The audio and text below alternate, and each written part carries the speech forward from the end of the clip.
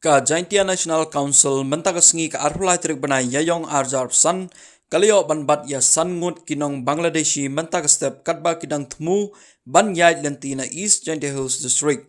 Kaseng hapok jingalam uba NC Shadap, Chairman ka Employment Commission, badba meban telang suklain Secretary ka Commission u Assistant Secretary ka GNC CEC ba alimki ringklem bat kid khot ka GNC Cleariat Circle kalayo ban bat ya san ngut kiba kam yala di kinong Bangladesh bat hak jing to kit kaseng kala syam ba ka jing yorung jong ki sepo India kadai leng ba ka jing ram ki dalal da ka ba ai pisa bat lai thuru ba ki dalal ki shim kumba shijar bat 8000 we ubriu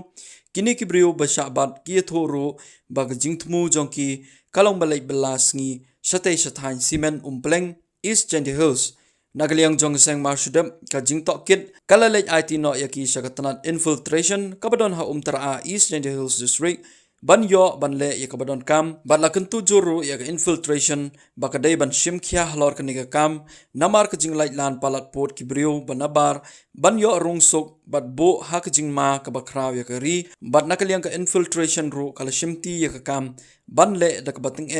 kata ban set no yaki bat ban le dak sumoto case Persya yakini kinong Bangla. हाँ? इधर भी और तो न्यूज़ दिखता है ना? जो पार्क किया उस टाइम में तो बेस अपने था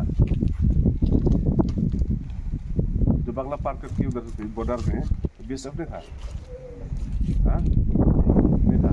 तो कैसा कैसा करके पार्क किया उधर बांग्ला से इंडिया में हाँ कैसा पैदल से दूर में है 2 घंटा दो घंटा लगता है तो उधर पार करने के लिए तो क्या आप लोग का कौन मदद किया आप लोग का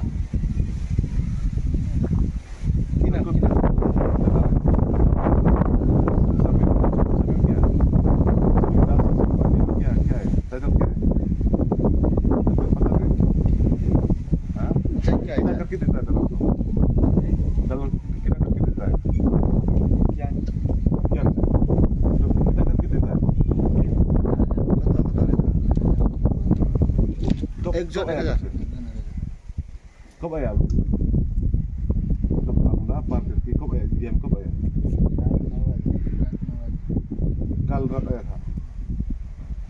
ya kuliah dalal kinam Samim Samim kasih ada lo pesan tak number है ना सभी gua phone sama तो कैसा करके पार्क किया तो नंबर है Samim हाँ driver अब तो पता है ना बांग्ला पार्क करके इंडिया में आने के लिए कागज लगता है तो उनका पास कागज लगता है निकल करके आता है अब तो पता है इंडिया बांग्ला बना है